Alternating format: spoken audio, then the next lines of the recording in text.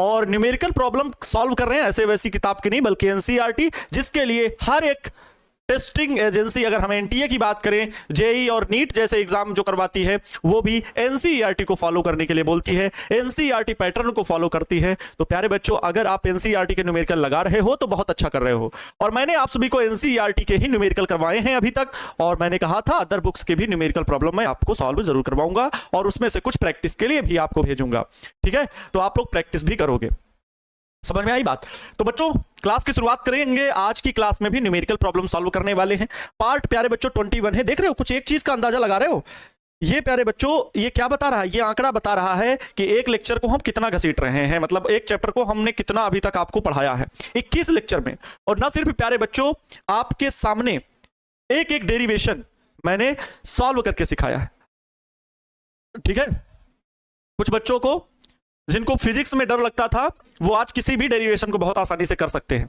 इसका लाभ बच्चों यही रहा है। ठीक है, एक एक चीज डिटेल में पढ़ाई जा रही है। अच्छा, डिटेल में पढ़ाने का मतलब भी है अच्छे से समझ में आए। दूसरा ये चीज भी है, इतनी भी स्पीड स्लो नहीं है कि हम लोग समय से सिलेबस ना कवर कर सके। कई बार क्या होता है कि अगर हम एक ही चीज को बार बार रिपीट करते रहें या पढ़ाने के तरीके में थोड़ा सा लेटपन रखें तो फिर सिलेबस और लेट हो जाएगा। लेकिन ये चीजें कतई नहीं है प्यारे बच्चों। पूर्व जो आपका बैच था, जो पिछले वर्ष के इंटर क्लास के बच्चे थे, इस जो समय चल रहा है उनका भी बच्चों जो सिलेबस था वो 31 अक्टूबर को खत्म हुआ था, और उनका भी जो क्लास था वो चैप्टर जो चल रहा है अभी इसी समय से थोड़ा सा उनका पीछे था। हम कह सकते हैं अभी हम लोग आगे हैं, 2-4-10 लेक्चर आगे ही होंगे पिछले वर्ष के अगर तुलना की जाए। इसलिए प्यारे बच्चों, कतई टेंशन लेने की जरूरत नहीं है। मुझे भी पूरा अपने ऊपर एक्सपीरियंस है कि जिस तरह से मैंने पिछले वर्ष भी और अन्य वर्षों में भी बच्चों के सिलेबस को खत्म किया, फिर उसके बाद रिवीजन कराया, क्रैश कोर्स की क्लासेस हुई, ठीक वैसे ही बच्चों इस प्रकार भी होगा। तो बिल्कुल परेशान होने की जरूरत नहीं है। आगे 5वां चैप्टर है, 6वां चैप्टर है, 7वां चैप्टर है, 8वां चैप्टर। इस चैप्टर पहले फर्स्ट पेपर में 8 चैप्टर है। फिर बच्चों 9वें चैप्टर से ऑप्टिक्स से शुरू हो जाती, पूरा वहां से फिजिक्स का रूट ही चेंज हो जाता है। रूट इलेक्ट्रोमैग्नेटिज्म की बातें कम करके, अर्थात विद्युत और चुंबक की बातें छोड़ करके बात आ जाती है प्रकाश पर, लाइट पर। तो प्रकाशिकी जो प्यारे बच्चों चैप्टर है, चैप्टर नंबर 9 और 10, ये चैप्टर्स भी बहुत अच्छे हैं और इनसे बहुत मार्क्स के क्वेश्चन भी पूछे जाते हैं। तो उन 2 चैप्टर में समय लगता है। फिर 11, 12, 13, 14, 15 जो ये चैप्टर है, ये छोटे चैप्टर है, इनमें समय कम लगता है। अभी जो आगे हम लोग पढ़ेंगे चैप्टर 5, 6, 7, इनमें बच्चों समय कम लगेगा। 5, 6, 7, 8 चारों चैप्टर में समय इतना ज्यादा नहीं लगेगा कि 20-20 लेक्चर हो ना, बल्कि कुछ चैप्टर में तो 8 ही लेक्चर लगेंगे और कुछ चैप्टर में 12 लेक्चर या 10 लेक्चर लगेंगे। तो इसलिए परेशान होने की जरूरत नहीं है। ये 4 चैप्टर बहुत लेंथी थे, आगे 9 और 10 चैप्टर लेंथी होंगे, लेकिन आगे आने वाले 4 चैप्टर आसान होंगे। ठीक है, थ्योरेटिकल थोड़ा ज्यादा है, किसमें 7वां चैप्टर जो है उसमें बड़ा मजा आता है जब हम प्रत्यावर्ती धारा परिपथ बनाते हैं। तो बहुत सारी चीजें बच्चों अच्छे से समझ में आएगा। स्वागत करते हैं आज की इस बेहतरीन सी क्लास में। Good evening my dear all, नमस्तुभ्यम, नमस्कार, अभिनंदन, आभार आप सभी प्यारे बच्चों का। जय Shri Ram, Radhe Radhe. Sir, optics is my favourite chapter. बिल्कुल सबको पसंद आता है। चलें बच्चों, समझ में आ गया बच्चों? आओ, न्यूमेरिकल प्रॉब्लम सबसे जरूरी चीज क्या है? सभी बच्चों को मैंने फार्मूला सीट बनवाई और मैं उनसे अपील करता हूं, उनसे रिक्वेस्ट करता हूं, मतलब आप सभी छापू सुल्तानों से मैं ये रिक्वेस्ट करता हूं कि आप लोग भी फार्मूला सीट पूरी कंप्लीट रखें। उसको खुद से एक एक फार्मूले को जरूर लिख लेना, एक एक फार्मूले को खुद से जरूर लिख लेना बच्चा पार्टी। ठीक है, चलो क्वेश्चन देखिए। कल मैंने ये आपको होमवर्क में क्वेश्चन दिया था, कल मैंने ये आप सभी को होमवर्क में क्वेश्चन दिया था, यस और नो? यस और नो? अच्छा, दिए थे सर, वेरी गुड। एक वर्गाकार कुंडली जिसकी प्रत्येक भुजा 10 सेंटीमीटर है। वाह रे भाई, इसमें 20 फेरे हैं। प्रत्येक फेरे में मतलब प्रत्येक लूप में कितने फेरे हैं? 20 फेरे हैं। और उसमें 12 एम्पियर की विद्युत धारा प्रवाहित हो रही है। बहुत बढ़िया प्रश्न है। कुंडली ऊर्ध्वाधरतः लटकी हुई है, मतलब ऊपर से ऊर्ध्वाधरतः लटकी हुई है बच्चों। कुछ इस प्रकार से कुंडली है ये प्यारे बच्चों। कहां गई? कलर चेंज करना पड़ेगा है? ये कुंडली है प्यारे बच्चों। ऐसा नहीं सही लगता है, ऐसे बिल्कुल नहीं सही लगता है। ठीक है, ठीक है बच्चों, हाँ समझो ध्यान से। ये प्यारे बच्चों कोई वर्गाकार कुंडली है, वर्गाकार ये कुंडली है,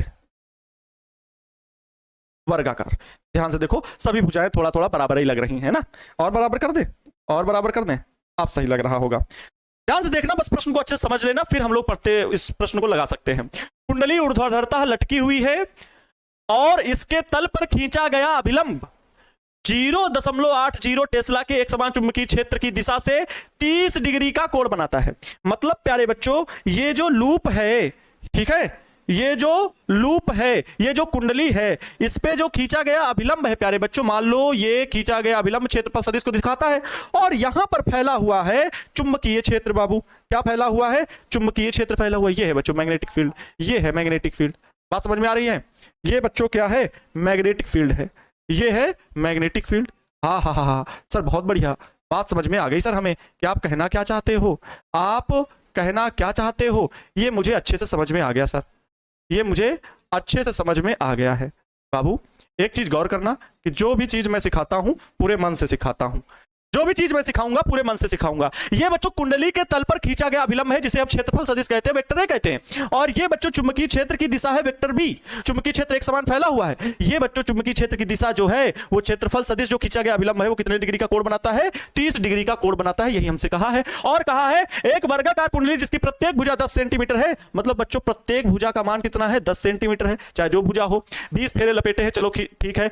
चुंबकीय क्षेत्र का मान दिया गया है, 30 डिग्री का कोण बनाता है। कुंडली पर लगने वाले बलयुग्म का आघूर्ण का परिमाण क्या है? वाह भाई वाह, इसे तो सर तलाश रहे थे हम कि इस प्रकार का भी प्रश्न अगर एग्जाम में पूछा जाएगा तो मेरे वे टीपू सुल्तान, वे मेरे गुड्डा गुड़िया कहीं प्रश्न को देख करके फंस तो नहीं जाएंगे। आपका आत्मविश्वास प्रबल होना चाहिए। बहुत सारे बच्चों ने इसको लगाया होगा, जरा मुझे आंसर बताइए कितने बच्चों ने इसको सॉल्व किया था और उनका आंसर आया था? प्लीज कमेंट जल्दी, फास्ट, देर नहीं लगनी चाहिए। कितने बच्चों ने इसको सॉल्व किया और उनका आंसर आ चुका है? जो भी है लिखा हुआ है सर 4 × 2 होगा, ऐसा कुछ क्या? 9.6 न्यूटन मीटर। अच्छा बहुत बढ़िया। 960 20 120। सर कल क्लास नहीं की थी तो तुमसे बेहतर कोई है ही नहीं। देखो चलो बहुत बढ़िया। बहुत सारे बच्चों ने कहा सर लगाया था, कुछ बच्चे लिख रहे नहीं लगाए थे, कोई दिक्कत वाली बात नहीं, ध्यान से देखना। बच्चों हमें ज्ञात करना है बलयुग्म का आघूर्ण, टॉर्क, बलयुग्म का आघूर्ण। क्योंकि बच्चों ये एक समान चुंबकीय क्षेत्र में ये कुंडली जो रखी गई है, अगर 30 डिग्री का कोण बनाते हुए रखी गई तो इस पर एक बलयुग्म कार्य करेगा जो इसको घुमाने का प्रयास करेगा। और कोई वस्तु अगर किसी अक्ष की परिता घूमती है तो उसे आघूर्ण उत्पन्न होना कहते हैं, जिसमें से हम बलयुग्म का आघूर्ण ज्ञात कर रहे हैं बच्चे। ठीक है, एकदम नॉर्मल सी बात है। आइए सबसे पहले देख लेते हैं प्रश्न में दिया क्या गया है, वो चीजें लिख लेते हैं। तो दिया क्या है बाबू? सबसे पहले उसे लिखना है। दिया है क्या क्या दिया है, सारी चीजें लिख लेना है। क्या क्या दिया है, सारी चीजें लिख लेना है। प्रत्येक की भुजा, ठीक है, कुंडली की जो प्रत्येक की भुजा है, ठीक है, भुजा की लंबाई या कुंडली की भुजा, ठीक है, लिख लेते हैं, पूरी बात ही लिख लेते हैं। कुंडली की भुजा, जब तक लिखोगे नहीं तब तक जल्दबाजी में मत लगाना। जिनकी प्रैक्टिस हो गई हो वही लोग जल्दबाजी में लगाना। एल बराबर बच्चों, एल बराबर कितना? 10 सेंटीमीटर। आप बताओ सेंटीमीटर को मीटर में बदल लिया जाए, क्योंकि और सारे मान एसआई पद्धति में देख सकते हो, 0.80 टेस्ला एसआई पद्धति में, तो इसको भी बदल लो मीटर में। तो एल बराबर बच्चों 10 × 10⁻² मीटर हो जाएगा। ये कुंडली के किसी एक भुजा की लंबाई हो गई। अगर बच्चों मैं क्षेत्रफल निकालूं, तो वर्ग का क्षेत्रफल क्या होता है? भुजा का वर्ग होता है। ठीक है, याद रखना। वैसे अभी मैं यहां पर लिख लूं क्या? यहीं पर लगा दूं सवाल को? जी सर। कुंडली का क्षेत्रफल, अगर बच्चों, क्योंकि हमें कुंडली के क्षेत्रफल की जरूरत पड़ेगी इसलिए मैं लिख रहा हूं, तो कुंडली का क्षेत्रफल ए बराबर होगा L², क्योंकि बच्चों भुजा का वर्ग सूत्र होता है। और ये वैल्यू हम यहां पर रख देंगे, आंसर हो जाएगा। कोई दिक्कत है? अभी नहीं लिख रहे हैं? चाहो तो लिख दो, नहीं तो सर हम गुस्सा हो जाएंगे आपसे, आपसे गुस्सा हो जाएंगे। 10 × 10⁻² और स्क्वायर है बच्चों, तो इसका स्क्वायर यही क्षेत्रफल होगा, इतने मीटर स्क्वायर इसका क्षेत्रफल हो जाएगा। और दिया है फेरों की संख्या। सर फेरों की संख्या तो 7 होती है। फेरों की संख्या कितनी है? सर फेरों की संख्या 7 होती है। हमने सुना है सर कहीं, ये बच्चों फिजिक्स के फेरे हैं, कुछ भी हो सकते हैं। यहां पर 20 फेरे दिए गए हैं, है ना। ये N बराबर, कैपिटल N बराबर बच्चों 20 फेरे दिए गए हैं, याद रखिएगा। कुंडली में प्रवाहित धारा का मान कितना दिया गया है? ठीक है, विद्युत धारा I का मान कितना दिया गया बच्चों? 12 एम्पियर दिया गया है। ओके, विद्युत धारा का मान बच्चों कितना दिया गया है? I बराबर 12 एम्पियर दिया गया है। चुंबकीय क्षेत्र का मान कितना दिया गया है बाबू? चुंबकीय क्षेत्र का मान कितना दिया गया है? चुंबकीय क्षेत्र B बराबर दिया गया है बच्चों 0.80 टेस्ला। 0.80 टेस्ला। थीटा का मान कितना है 30 डिग्री, जो कोई लिखा हुआ है यहां भी मैं लिख दे रहा हूं, थीटा बराबर 30 डिग्री। बच्चों देखो, अगर ये इतनी चीजें आप पहले लिख लो और फिर देखो ये कह रहे हैं कि कुंडली पर लगने वाले बलयुग्म का आघूर्ण बताइए, कोई बात नहीं, मेरा हर एक जिगर का टुकड़ा आज इस क्वेश्चन को उड़ा उड़ा के उठा के पटकेगा। बच्चों बलयुग्म का आघूर्ण क्या होगा, पटक रहे हो कि नहीं? अरे सर कैसे, हमको आता नहीं, कैसे इसको लगाएं सर, आप क्या बात कर देते हो, अरे आप भी ना हम लोगों की बेइज्जती करा देते हो। बलयुग्म का आघूर्ण बच्चों ज्ञात करना है, बोलो यस और नो। एक चीज बता दूं, अगर समझ नहीं आ रहा है तो हमेशा याद रख लो कि गुरु जी की क्लास में शुरू से पूरे चैप्टर को पढ़ना होगा, अन्यथा की स्थिति में इसकी जिम्मेदार बच्चों हम नहीं, कोई भी शिक्षक नहीं हो सकता है। क्योंकि अगर आप शुरू से जुड़े हो तो क्या फार्मूला लग रहा है, कॉन्सेप्ट क्या बताया गया था, ये चीजें आपको स्वयं से पता हो जाएंगी और फिर आपको न्यूमेरिकल लगाना आसान लगेगा। ठीक है, देखो बलयुग्म का आघूर्ण बच्चों, टाउ बराबर सूत्र होता है NIAB sin थीटा। ये क्या पूरा सूत्र होता है, जिसमें NIA को हम M भी बोलते हैं, द्विध्रुव आघूर्ण जिसे बोला जाता है। लेकिन यहां पर NIAB sin थीटा क्यों कंप्लीट लिखे, क्योंकि कुंडली का फेरों की संख्या भी दी गई, कुंडली में प्रवाहित धारा भी दी गई, क्षेत्रफल भी हमने निकाल लिया है, B का मान दिया है, थीटा का मान दिया है। आइए बाबू हल करना शुरू करते हैं। n का मान कितना दिया है 20, तो यहां पर क्या लिखेंगे 20 गुणे i का मान कितना दिया है, i का मान दिया है 12, चलो 12 लिखेंगे, गुणे ए क्षेत्रफल का मान कितना दिया है 10 गुणे 10 की घात -2 का होल स्क्वायर, तो 10 गुणे 10 की घात -2 इस पूरे का होल स्क्वायर। b का मान कितना दिया गया है 0.80 टेस्ला, तो गुणे में 0.80 इंटू साइन थीटा का मान कितना दिया गया है 30 डिग्री। हल करो, आप सारी वैल्यू को लिख चुके हो, हल करना शुरू करो। 12 दूना 24, तो ये बच्चों 240 हुए।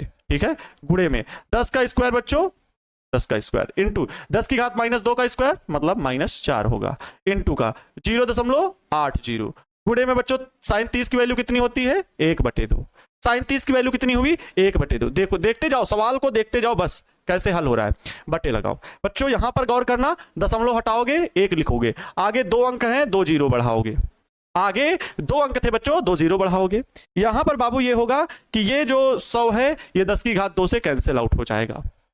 ठीक है, कैंसिल आउट हो जाएगा, 2 एकम 2 होगा बच्चों और इससे 40 बनेगा, भाई 40 दूना 80 हो जाएगा। यहां पर प्यारे बच्चों क्या बन जाएगा, ध्यान से सुनना, यहां पर आगे क्या बनेगा 240। ठीक है, ध्यान से देखो, गुणे ये 40, गुणे में बच्चों 10 की घात में ये -4 बचे, 10 की घात में केवल क्या बचे -4 बचे, और सारी वैल्यू कट चुकी है, और सारी वैल्यू कट चुकी है। बच्चों गौर करना, 24 गुणे 4 हम एक साथ लिख सकते हैं, बोलो हाँ, 24 गुणे 4 गुणे ये 1 0 और ये 1 0, 10 की घात 2 बना लेते, और 10 की घात 2 और ये 10 की घात -4 जब जुड़ेंगे बच्चों तो केवल 10 की घात में -2 बचेगा, यहां पर केवल 10 की घात में -2 आएगा। चलो इसका गुणा करा लो, 24 चौके कितने होते हैं बच्चों 96 होते हैं, गुणे में 10 की घात -2, इसको हम लोग बच्चों ये लिख सकते हैं, सब कुछ सही है ना, सब कुछ सही है। यहां पर बच्चों क्या आ जाएगा 10 की घात -2 है, तो 2 अंक बाद यहां दशमलव लग जाएगा, 0.96। ये टाउ बच्चों निकाल रहे थे, टाउ बराबर होता है F इंटू आर, मतलब newton into metre, newton into metre. प्यारे बच्चों यही इसका आंसर हो जाएगा, न्यूटन इंटू मीटर। बाबूराव यही इसका आंसर हो जाएगा। मेरे प्यारे प्यारे प्यारे प्यारे नन्हे मुन्ने बालक बालिकाओं, इस प्रश्न को आप हल कर लीजिए। कहीं पर भी एक स्टेप भी अगर आपको ऐसा लगता है नहीं समझ में आया तो मैं बता दे रहा हूं फिर से, लेकिन ये समझ लो कि आपका कैलकुलेशन बहुत वीक है, आपका कैलकुलेशन बहुत वीक है। ठीक है सर, समझ नहीं आया पैसा वापस कर देंगे, है ना, क्योंकि हमने कह रखा है कि समझ में ना आए पैसा वापस, लेकिन एक शर्त है, पैसा वापस कर देंगे कोई दिक्कत नहीं है, ठीक है, लेकिन ये जान लो फिर कहीं और नहीं समझ में आएगा, ये बात शर्त है। बहुत आसान था बच्चों। देखो क्या था बच्चों, हम लोगों ने सबसे पहले क्या किया, जो जो मान दिए गए प्रश्न में ही कह रहा है, एकदम कहता जा रहा है कि कुंडली के प्रत्येक भुजा की लंबाई 10 सेंटीमीटर हमने लिखा, हमने देखा मात्रक सेंटीमीटर में है तो इसे मीटर में बदला, मीटर में बदलने के बाद हमें यह एहसास हुआ कि बलयुग्म का आघूर्ण निकालना है, यहां कोई भुजा की तो जरूरत पड़ती नहीं, सूत्र में क्षेत्रफल आता है, तो चलो क्यों ना क्षेत्रफल निकालने, तो हमने क्षेत्रफल निकाल लिया। फिर फेरों की संख्या n बराबर दिया गया है, फेरे 20 हैं, चुंबकीय क्षेत्र दिया गया है, थीटा दिया गया है, आई दिया गया, सब कुछ लिख लिए, सिर्फ हमसे कहा बलयुग्म का आघूर्ण बता दो। तो मुझे क्या दिक्कत है कि हमें सूत्र नहीं पता हो या कुछ ऐसी दिक्कत, जो इन्होंने कहा हमें कोई दिक्कत है तकलीफ है, नहीं ना, हमने सीधे सीधे फार्मूला लगा दिया। टाउ बराबर N I A B sine theta.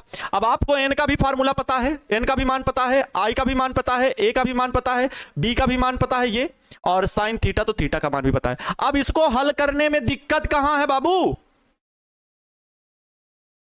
दिक्कत कहां है? नहीं ना, कोई भी दिक्कत नहीं है।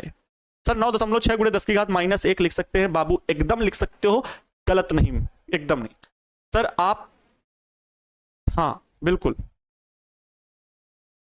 नहीं समझे, हाँ चलो क्लियर बच्चों, आगे चलते हैं, नेक्स्ट क्वेश्चन में आगे बढ़ते हैं। दो चल कुंडली गैल्वेनोमीटरों, बहुत बढ़िया क्वेश्चन है। गैल्वेनोमीटरों को बच्चों क्या बोला गया है? M1, ये भी मैंने होमवर्क में दिया था कि लगाना ट्राई करना, बाकी बताना तो मुझे था। M1 और M2 बच्चों ये दो गैल्वेनोमीटर है के विवरण नीचे दिए गए हैं। वाह भाई वाह, बहुत बढ़िया है ना। इन सबको भी हम अपने हल में लिखेंगे, जब हम क्वेश्चन को हल करेंगे सब चीजें लिखेंगे। M1 कुंडली के लिए बच्चों प्रतिरोध कुंडली का दिया गया है, मतलब गैल्वेनोमीटर का प्रतिरोध दिया गया है, उसमें फेरे की संख्या दी गई है कुंडली में, उसका क्षेत्रफल दिया गया है, चुंबकीय क्षेत्र दिया गया है, फिर दूसरी कुंडली के लिए दिया गया। आइए सारी बातें हम लोग लिख लेते हैं। पहले बच्चों M1 धारामापी, ठीक है, M1 धारामापी के लिए, M1 धारामापी के लिए, M1 धारामापी के लिए, और इस तरफ लिख लेते हैं बच्चा पार्टी M2 धारामापी के लिए। M2 धारामापी मतलब गैल्वेनोमीटर के लिए क्या क्या वैल्यू दी गई है उनको जरा एक बार हम लोग लिख लेते हैं। दिक्कत कहां आ रही है, लिख लोगे ना तो बच्चों आपको याद हो जाएगा किसमें क्या क्या मान दिया गया है। इसमें देखिए R1 बराबर 10 ओम, N1 बराबर 30, तो चलो लिख लो जल्दी से। R1 बराबर 10 ओम, N1 बराबर 30, गुड, वेरी गुड बच्चा पार्टी। आगे A1 बराबर 3.6 गुणे 10 की घात -3, A1 बराबर 3.6 गुणे 10 की घात -3 मीटर स्क्वायर मात्रक दिया गया है, तो मीटर स्क्वायर हमने लिखा, मीटर स्क्वायर देखो दिया गया। B1 बराबर 0.25 टेस्ला, वाह, इन्होंने कहा है B1 बराबर 0, अच्छा यहां ना लिख करके यहीं लिख लेते हैं, B1 बराबर दिया है इन्होंने 0.25 टेस्ला, वाह भाई गजब चीजें दी गई हैं। आइए M2 धारामापी के लिए क्या चीजें दी गई हैं उसको लिख लेते हैं। R2 बराबर 14 ओम दिया गया है बच्चों, R2 बराबर 14 ओम दिया गया है। फिर आगे N2 बराबर 42 फेरे दिए गए हैं, मतलब बच्चों फेरों की संख्या जो है दूसरी धारामापी में वो 42 फेरे हैं। और A2 का मान 1.8 गुणे 10 की घात -3 दिया गया है। A2 क्षेत्रफल का मान दिया गया 1.8 गुणे 10 की घात -3 और मीटर स्क्वायर ये मात्रक है। और B2 का मान दिया गया 0.50 टेस्ला, 0.50 टेस्ला, ये बच्चों B2 का मान दिया गया है 0.50 टेस्ला। वाह भाई कितना गजब लग रहा है देखने में, ये सारी वैल्यू दी गई हैं बाबू, ठीक है।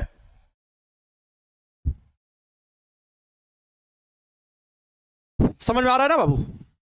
आओ अब बात क्या कहा है इन्होंने, प्रश्न को आगे बढ़ लेते हैं। इन्होंने कहा दोनों मीटरों के लिए स्प्रिंग नियतांक समान है, स्प्रिंग नियतांक समान है, मतलब बच्चों जो C होता है C वो दोनों के लिए समान है, C1 व C2 समान है। स्प्रिंग नियतांक मतलब समझते हो? अरे स्प्रिंग नियतांक आया था, समझते थे जब हम गैल्वेनोमीटर में बताए थे आघूर्ण कार्य करता है। अभी समझा देते हैं, एक चीज समझा देते हैं। अच्छा इसका क्वेश्चन कहां गया, क्वेश्चन हुआ, ओहो क्वेश्चन ई रहा, ये बच्चों है क्वेश्चन, ये लिखा है प्रश्न ए ये है कि M2 एवं M1 की धारा सुग्राहिताओं तथा बी ऑप्शन है M2 एवं M1 की वोल्टता M1, अरे इसमें दो क्वेश्चन मर्ज है क्या, ये क्वेश्चन मर्ज है, ये अलग क्वेश्चन है बाबू, ठीक है, यहां से अलग है, टाइपिंग में मिस्टेक है, बाकी कोई दिक्कत नहीं, हम बता देंगे, ठीक है।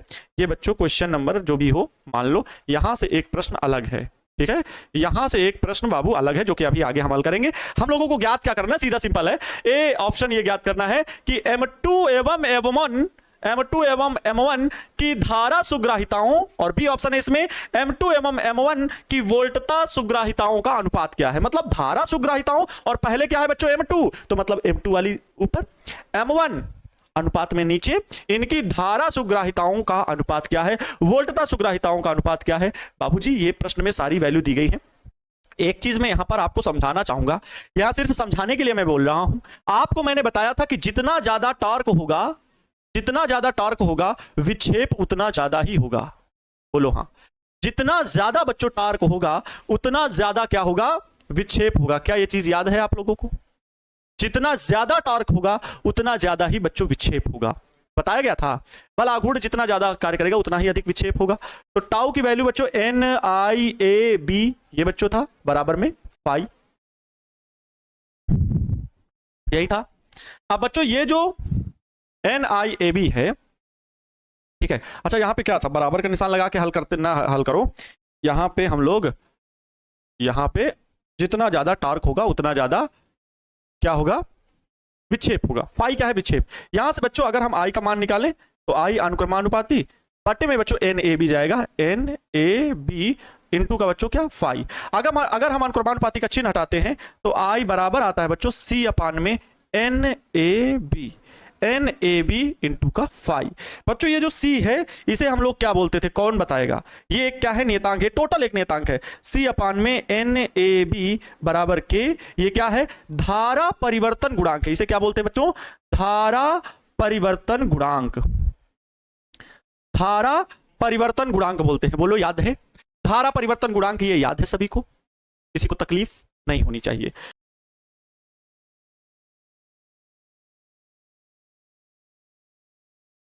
क्वेश्चन मजेदार है बच्चों, ठीक है, इतना याद रहेगा। आइए हमें क्या निकालना है, धारा सुग्राहिता निकालना है। तो दोनों की हम धारा सुग्राहिताएं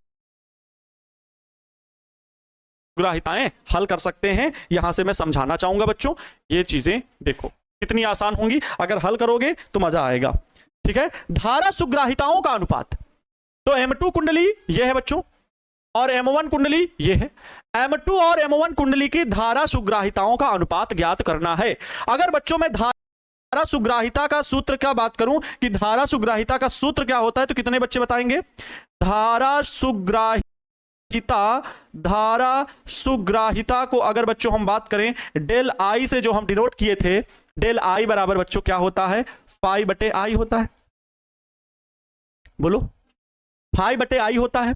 अगर बच्चों में यहां पर फाई बटे आई होता है, ठीक है, फाई बटे आई की वैल्यू, आई की वैल्यू बच्चों में यहां से सी बटे NAB इंटू फाई, सी बटे NAB इंटू फाई, सी बटे NAB इंटू फाई, सी बटे NAB इंटू का फाई अगर रखूं तो कोई किसी को तकलीफ नहीं ना, फाई से फाई बर्बाद हो जाएगा।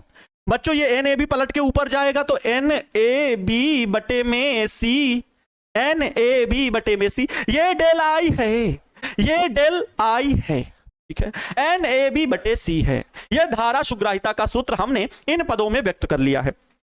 तो बच्चों M2 कुंडली की धारा सुग्राहिता हम लोगों को जो अनुपात निकालना है वो निकालना है M2 धारा मापी की धारा सुग्राहिता,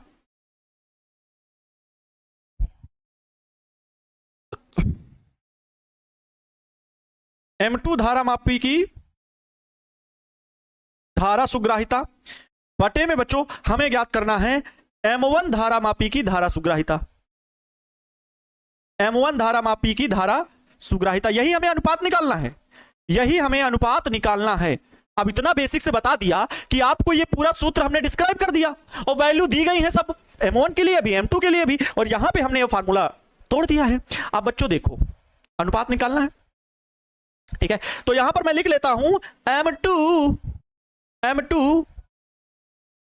M2 नहीं लिखेंगे, M2 नहीं लिखेंगे, डेल आई से धारा सुग्राहिता लिखते हैं ना, तो डेल M2 यहां पर लिख देते हैं डेल M2, अब सही है। और यहां पे बच्चों लिख लेते हैं डेल M1, समझ में आ रही बात, डेल M2 डेल M1, समझ में आ रही धारा सुग्राहिता। यहां एक तो अरे भैया इतना हमने हिंदी में लिख दिया है कि हमसे जो प्रश्न पूछा है कि M2 एवं M1 की धारा सुग्राहिताओं, पहला चीज, दूसरा ज्ञात करना M2 एवं M1 की वोल्टता सुग्राहिताओं का अनुपात ज्ञात कीजिए, तो हमने वही तो लिखा है, अनुपात बना दिया ना M2 और M1 की, ये लिख दिए। आइए इसके आधार पर धारा सुग्राहिता के सूत्र पर ये लिख देते हैं। बच्चों अगर हम इस तरह से लिखें ये वैल्यू को M2 के लिए, तो हम इस प्रकार लिखेंगे N2 A2 B2 बटे में C2। मजा आया, ये हो रहा था इसीलिए ये वैल्यू सब दी गई हैं। और बच्चों इसका मान डेल M1 का ऐसे ही N1 A1 B1 बटे में C1। क्या गजब सर, ट्रिक बता दिया आपने, मतलब एक तरह से हल करने का बहुत ही संक्षेप में एक तरीका बता दिया, विस्तृत है तरीका, विस्तृत है लेकिन आसान कर दिया है। बच्चों आपको पता है कि ये पलटेगा तो C1 ऊपर जाएगा, C1 और C2 समान है, C1 व C2 समान है, तो ये एक दूसरे से कट जाएंगे। C1 और C2 बच्चों क्या है, समान है। आप यहीं पर कट कर दो इन्हें कि C1 और C2 समान है, पहले ही बता दिया गया है। यहां पर लिख देते हैं बाबू कि C1 व C2 समान है ना, बराबर C, जो कि हम क्या लिखेंगे, समान है। खुद ही प्रश्न में कहा है कि स्प्रिंग नियतांक इनका समान है। ठीक है, तो यहां पर क्या बचा बाबू, यहां पर बचा ऊपर N2 A2 B2 बटे में क्या बचा बाबू, N1 A1 B1। वैल्यू रखो, सारी वैल्यू रखो, आओ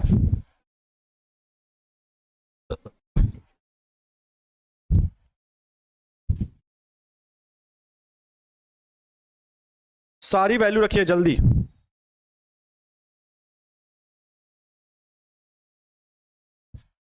देखो N2 की वैल्यू है बच्चों कितनी, N2 की वैल्यू 42 गुणे A2 की वैल्यू कितनी है 1.8 गुणे 10 की घात -3 इनटू B2 की वैल्यू कितनी है 0.50 ओके, बटे में N1 की वैल्यू कितनी है 30, ठीक है, इनटू A1 की वैल्यू कितनी है 3.6 गुणे 10 की घात -3 गुणे में B1 की वैल्यू कितनी है 0.25।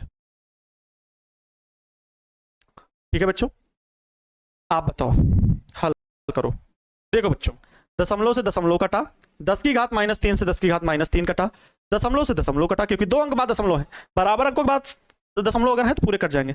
25 एकम 25, 25 दूना 50, 18 एकम 18, 18 दूना 36, 2 से ये 2 बर्बाद हो गया। सर सबको मार दिए आप ना, आप बड़े खतरनाक आदमी। बचा ही क्या है अब भाई, 2 50 25 10 की घात -3 18 सब 42 बटे 30 बचा, 42 बटे बच्चों 30 बचा, ये भी कट ही जाएगा।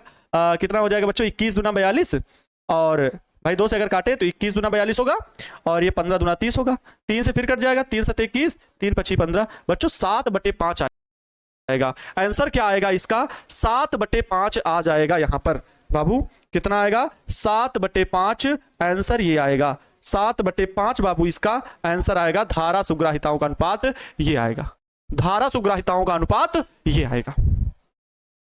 बोलो समझ में आया क्वेश्चन, बताइए, है ना आसान, 7 बटे 5। बताइए किसी को कोई दिक्कत, इतना तोड़ दिए।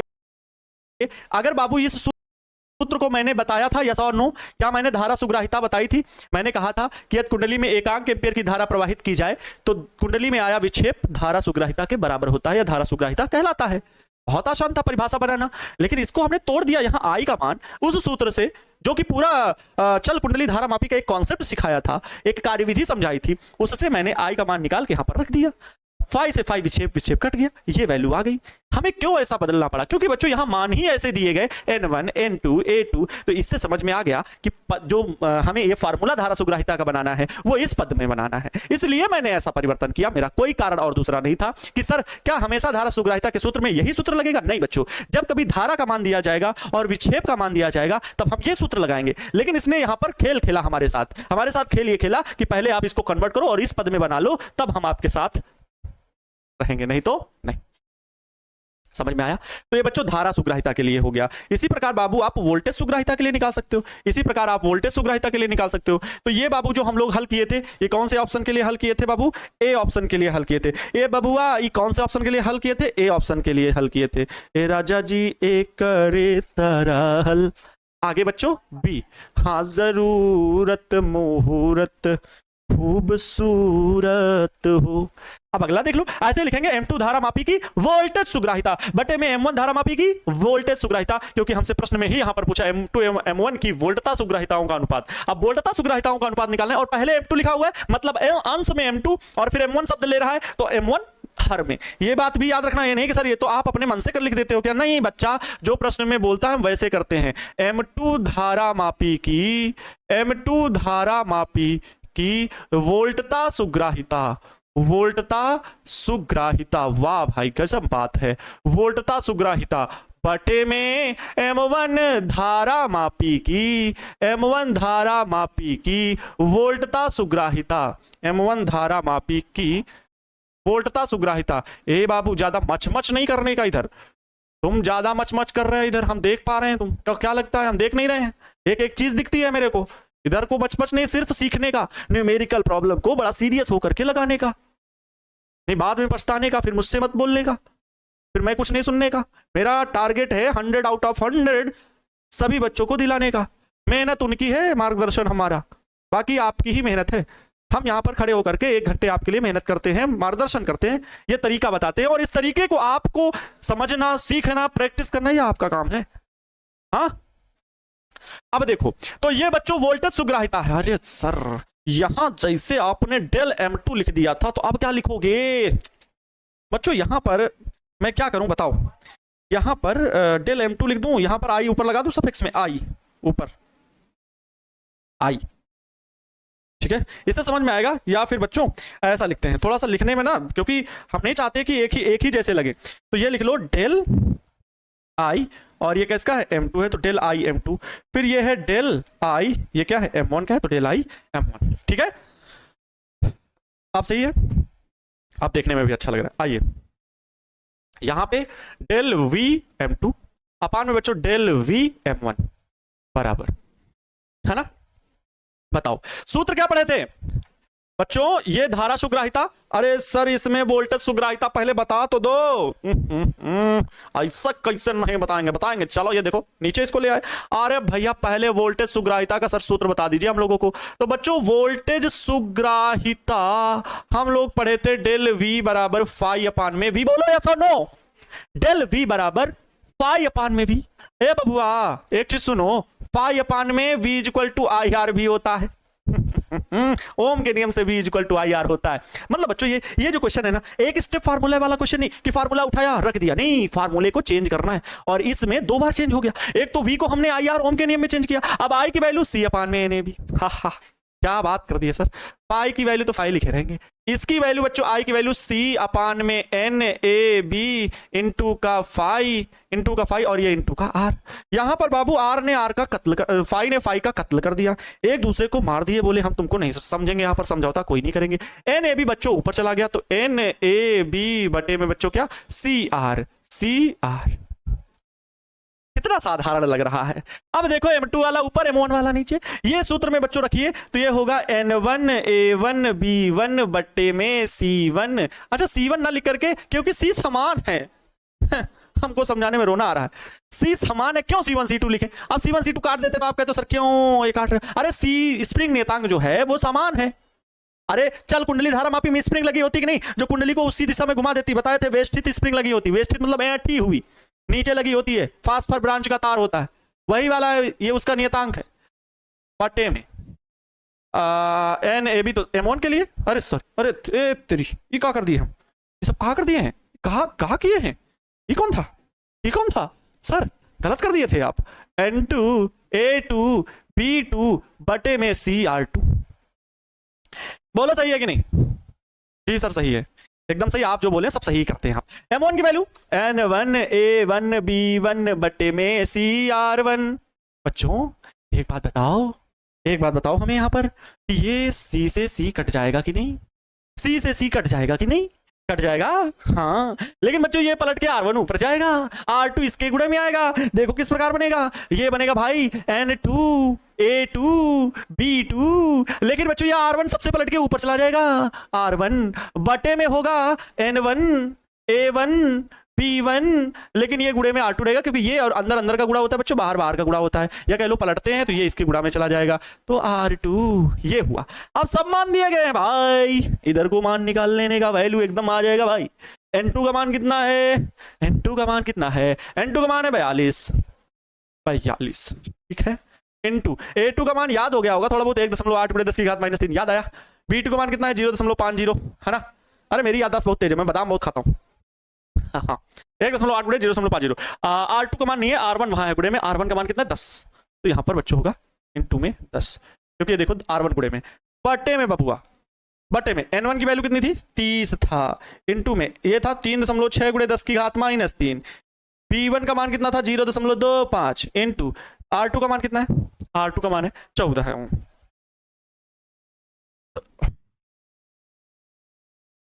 ठीक है, देखो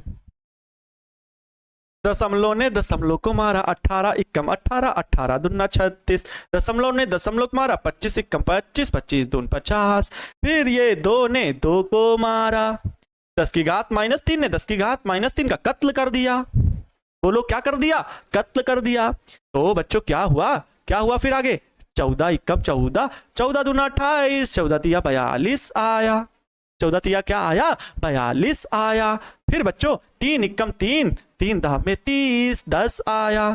फिर 10 ने कहा मैं अकेला क्यों रहूंगा, मैं भी नहीं रहूंगा, तुझे भी नहीं रहने दूंगा। 10 ने 10 को मारा, कुछ नहीं बचा। और इस प्रकार से यहां पर बाबू 1/1 आ गया। यही प्यारे बच्चों अनुपात हो गया। डेल V M2 बटे में डेल V M1, यही अनुपात हो गया। बोलो भारत माता की जय। आंसर कोई बोलता ही रे, ऐसे प्रश्नों में कोई बोलता ही रे। हाँ इसका तो एक आ रहा है, बहुत सारे बच्चे 1/1 बोलो भाई। सभी बच्चों की जय हमारी तरफ से, सभी बच्चों के जय जयकार हमारी तरफ से। तेज आवाज में, आवाज सुनकर पड़ोसी हंस रहे हैं, हंसने दो उन्हें, हंसने दो, है ना।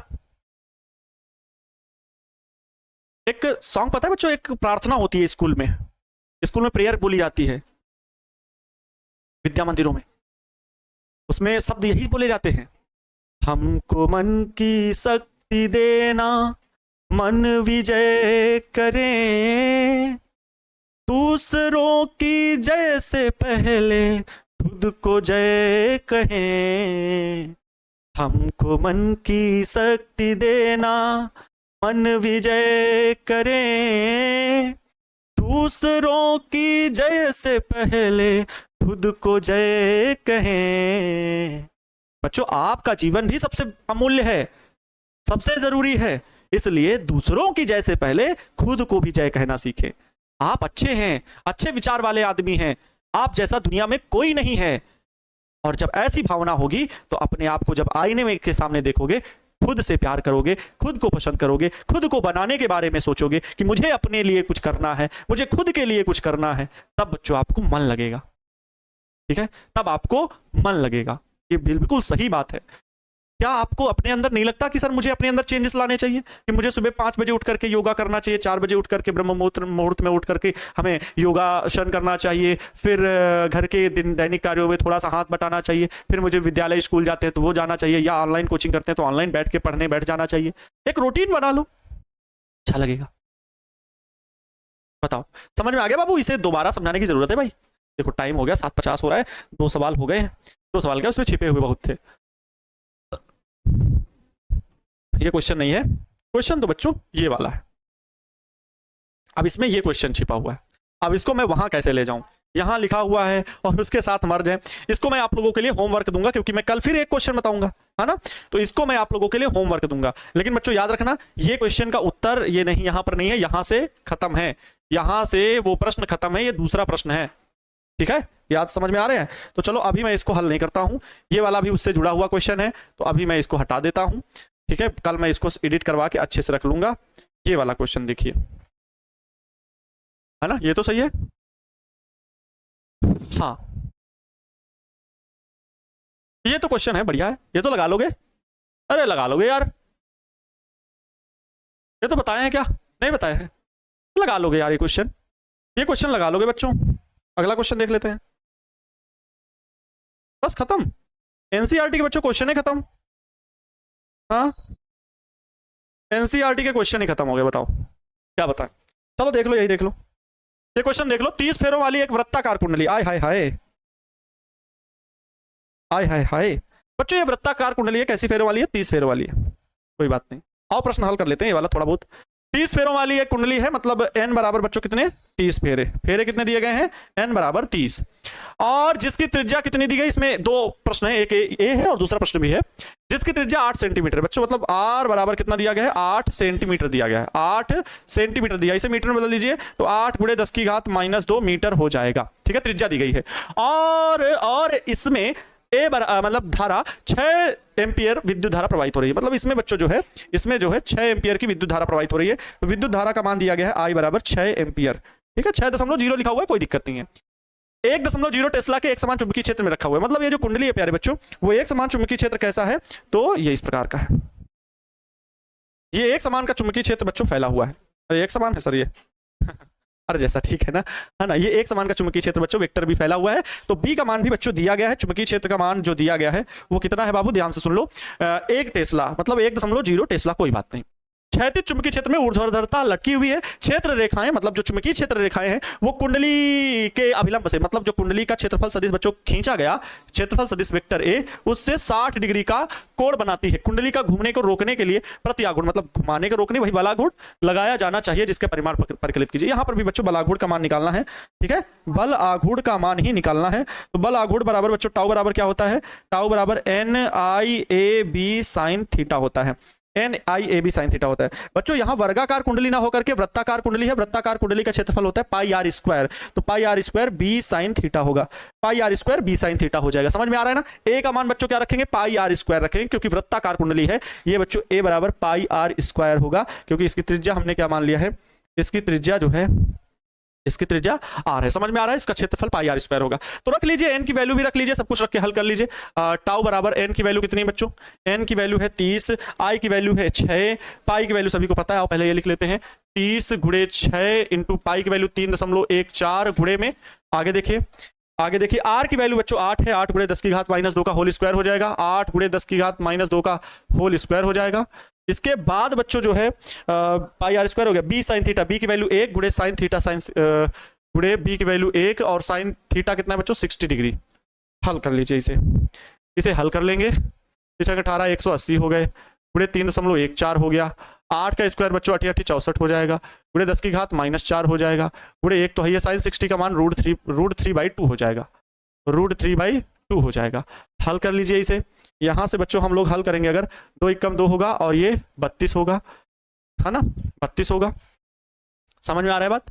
तो यहां पर बच्चों हो जाएगा अच्छा देखो, 1 0 से ये 10 की घात -4 है, 10 की घात -3 बचेगा, तो 18 गुणे बच्चों ये 3.14 गुणे 10 की घात -3 बचेगा, और गुणे √3 का मान हो जाएगा 1.732। इसको आपस में हल कर लीजिए, जो भी आंसर आए वही आंसर होगा। मैंने हिंट पूरी दे दी है। इसमें क्या करो, दशमलव हटा के आगे 2 0 ये बढ़ा लो, ये दशमलव हटा के आगे 1 2 3 0 बढ़ा लो, ठीक है। तो 10 की घात 5, 10 की घात माइनस, ये 5 ऊपर जाएगा तो -5 होगा, -5 -3 -8 हो जाएगा, ये हो जाएगा 18 गुणे 314 गुणे 1732 और गुणे 10 की घात -8। अब इसको हल करोगे तो बहुत बड़ी संख्या आएगी, उसमें से बाएं अंकों से इधर स्थान अगर करोगे, मैं मोबाइल फोन में कर दूं, मैं मोबाइल फोन में कर दूं, जल्दी से रुक जाइए, मैं मोबाइल फोन में कर लेता हूं बच्चों और आपको बता देता हूं, ठीक है। 1 सेकंड, कहाँ गया कैलकुलेटर, मेरा यूज करता नहीं हूँ तो मुझे कैलकुलेटर भी नहीं दिख रहा है। ए भैया कैलकुलेटर तुम कहाँ हो, ये मिल गया ऐसे ही बोलना पड़ता है, ये सब हमारी बात सुनते हैं। 18 गुणे बच्चों 314 और फिर है 1732, ये आ रहा है बाबू 9 7 8 9 2 6 4 गुणे में बच्चों कितना 10 की घात -8। अब बच्चों 1 2 3 4 5 6 अंक बाद अगर हम यहाँ दशमलव लगाएंगे 9.789 गुणे ये जो 10 की घात -8 है बच्चों, अगर ये इतने अंक बाद दशमलव लगाएंगे तो सोचो कभी अगर दशमलव हटेगा तो नीचे 1 लिखना पड़ेगा और उसके आगे जितने अंक है उतने 0 बढ़ाने पड़ेंगे। तो संख्या यही बनाने के लिए हमें उतने ही घातों से गुणा करना पड़ेगा, साथ 1 2 3 4 5 6 10 की घात प्लस के 6 से गुणा करना पड़ेगा, तब जब दशमलव हटेगा जो आएगा वो इससे कट जाएगा, तो सेम संख्या यही बन जाएगी। तो ये बच्चों अब आ गया 9 दशमलव सीधे 7 लिख दिए, 7 8 गुणे 10 की घात 6 ये हट गए प्लस में, तो गुणे 10 की घात केवल -2 बचा। ये टाउ बराबर इतने न्यूटन मीटर आंसर आ गया, इतने न्यूटन मीटर बच्चों क्या आ गया, आंसर आ गया। आंसर समझ गए, क्लियर बच्चों। क्या क्या नहीं करना पड़ता है आप लोग के लिए, आप लोग मानते नहीं हो तो करना पड़ता है। अगला क्वेश्चन देखिए बच्चों, इसी का अगला क्वेश्चन है कि यदि ए में बताई गई वृत्ताकार कुंडली को उसी क्षेत्रफल की अनियमित आकृति, क्षेत्रफल समान है ना, कुंडली का क्षेत्रफल वही है, ये कह रहे हैं कुंडली का क्षेत्रफल नहीं बदला है, क्षेत्रफल नहीं बदला है या नहीं बदला है, सिर्फ आकृति बदली है, सिर्फ आकृति परिवर्तित है, आकृति बदली गई है, ऐसा लिख रहे हैं, आकृति बदली गई है, ठीक है, आकृति बदली गई है। तो कुंडली से प्रतिस्थापित कर दिया, मतलब दूसरी कुंडली बना दी गई है, क्षेत्रफल वही है, केवल कुंडली टेढ़ी मेढ़ी थोड़ी कर दी गई है, शेष सभी विवरण अपरिवर्तित रहे। तो क्या आपका उत्तर परिवर्तित हो जाएगा? तो इसका जवाब है नहीं, पहला तो नहीं। और क्यों? तो नहीं, और इसके बाद आपको बताना है नहीं। ये उत्तर बता रहे हैं बच्चों, ठीक है, उत्तर है नहीं। क्यों? क्योंकि कुंडली का क्षेत्रफल नहीं बदला है, सिर्फ आकृति बदली है। और बल आघूर्ण आकृति पर निर्भर नहीं करता है। बल आघूर्ण आकृति पर निर्भर नहीं करता है। आकृति पर निर्भर नहीं करता है बच्चों, आकृति पर निर्भर नहीं करता है, आकृति पर निर्भर नहीं करता है। समझ गए? तो बदलेगा नहीं, कोई भी मान बदलेगा नहीं। एक चीज बच्चों और मैं बता दूं, ठीक है, ये चीज हो गई। ये वाले प्रश्न में जो है, ये वाला खुद से कर सकते हो, थोड़ा बहुत लगेगा। इलेक्ट्रॉन का पथ वृत्ताकार क्यों होता है, इसमें मैं हिंट दे रहा हूं, लगाना, कल मैं इसको बताऊंगा। आर बराबर बच्चों आपने पढ़ा था mv बटे क्यूबी, है ना, क्यूबी। यहाँ क्यू के रूप में इलेक्ट्रॉन है, तो mv बटे में इलेक्ट्रॉन और बीच चुंबकीय क्षेत्र। तो इलेक्ट्रॉन भी बच्चों किसका होगा? इलेक्ट्रॉन का ही द्रव्यमान, इलेक्ट्रॉन का आवेश। इलेक्ट्रॉन का द्रव्यमान कितना होता है? 9.1 × 10⁻31। देखो दिया गया। इलेक्ट्रॉन पर आवेश कितना होता है? 1.6 × 10⁻19। तो वृत्तीय पथ की त्रिज्या पूछा हुआ है, देखो लंबवत भेजा गया है, तो यहाँ पर लिखा हुआ है वृत्ताकार कक्षा की त्रिज्या ज्ञात कीजिए। तो MEV और EB ये सब होगा, आप इसको रख करके वैल्यू निकाल सकते हो, ठीक है। तो कल के क्वेश्चन का हिंट दे दिया है, हल कर लेना। और कल बच्चों मैं अदर क्वेश्चन भी आपके लिए लेकर के आऊंगा। NCERT हो गए, कल हम लोगों जो होंगे क्वेश्चन वो अलग टाइप के कुछ क्वेश्चन होंगे, ठीक है, समझ गए। तो कल भी हम लोग न्यूमेरिकल प्रॉब्लम ही सॉल्व करेंगे। संडे को बच्चों हम लोग ऑब्जेक्टिव क्वेश्चन करेंगे शाम को, ठीक है। संडे को 32 छोड़ दिए हैं, 32 छोड़ दिए हैं, 32 छोड़ दिया पिछली स्लाइड में, यहां पर बाबू, हाँ कौन सा, इसमें बच्चों कहां पर 32 छोड़ दिए? 1732 है, तो यही कह रहे हो? 32 छूट गया है, कौन सा बाबू? 32 छोड़ दिए, यही कह रहे हो? ये वाला, इसमें 1732 लिखे हुए हैं, तो गुणा कराए हैं 1732 का, शायद गुणा कराए हैं बच्चों। 314 गुणे 1732 नहीं कराए क्या? नहीं कराएगा, नहीं कराया है। 314 18 गुणे 1732 कराए हैं बच्चों। अच्छा ये वाला 32 छूट गया क्या? 180 गुणे 64 दूना 32, ये वाला 32 छूट गया क्या? ओ हो, ये वाला, ओके ओके। आज तो तेल पे डाल ही दो, आज मुझे तेल पे डाल ही दो, अब नहीं बचा कुछ कहने को। मुझे तेल पे डाल दिया जाए, मुझे तेल पे डाल दिया जाए, खौलते तेल में डाल दीजिए। आपके मम्मी पापा हूँ, बता दो कि मुझे चूल्हा और कढ़ाई में तेल दे दीजिए, मुझे आज सर को इसी में डाल देना है, ठीक है। मैंने ध्यान नहीं दिया था। 32 बच्चों, गुणे में 32 है, प्लीज, है ना। तो जल्दी से कर लेते हैं। 314 और क्या था बच्चों? कुछ नहीं था ना। 18 गुणे 32 गुणे 314 गुणे 1732, और गुणे में घाते तो पता चल गई थी, 3 2 5 3 8, 10 की घात -8 होगा। चलो भाई, चलिए तेल वेल खोलाइए, हम आते हैं। जंप मार के कूदेंगे बिना कहे, बिना कहे बच्चों। आज से पढ़ाना, कल की क्लास आप लोगों की, ठीक है। तेल में अगर बचे तो होगी। क्लियर बच्चों? ये आ रहा है बच्चों 313 और 2 5 6 4 4 8 गुणे 10 की घात -8, तो 1 2 3 4 5 6 7 8। अरे भाई ये तो बदल ही गया, 3.1 आ गया सीधे सीधे। टाउ बराबर 3.13, यही बच्चों क्या हो गया? यही हो गया आपका न्यूटन मीटर आंसर बल आघूर्ण का, ठीक है, आंसर। चलिए तो बच्चों आज आप लोग ये कढ़ाई बना लो, ठीक है, क्लियर। आप लोग आज ये कढ़ाई जो है बाबू, ठीक है, मैंने कुछ नहीं किया, मैंने बस, मुझसे गलती हो गई और उस गलती की सजा आज मुझे मिलनी चाहिए। तो आज इसमें खौलते तेल में हमें बैठा दिया जाना चाहिए, ठीक है, हमें बैठा दिया जाना चाहिए। हंसते हंसते मुस्कुराते हुए हम बैठेंगे, ठीक है, और यहाँ से बच्चों तेल आप लोग जलाएंगे, ठीक है। हम हंसते हंसते ताड़ी बजाते हुए, क्लैपिंग करते हुए बैठेंगे, ताड़ी बजाते हुए बैठेंगे कि हमारे छापू सुल्तानों ने हमें तेल में डाल दिया। और इस प्रकार से बच्चों ये क्वेश्चन सॉल्व हुआ, ठीक है बच्चों। आज की क्लास में इतना ही, मिलते हैं नेक्स्ट क्लास में। तब तक आप सभी लोग खुश रहें, मस्त रहें, मन लगा करके पढ़ाई करते रहें। Wish you all the best बच्चों। Thank you so much. जय हिंद, वंदे मातरम।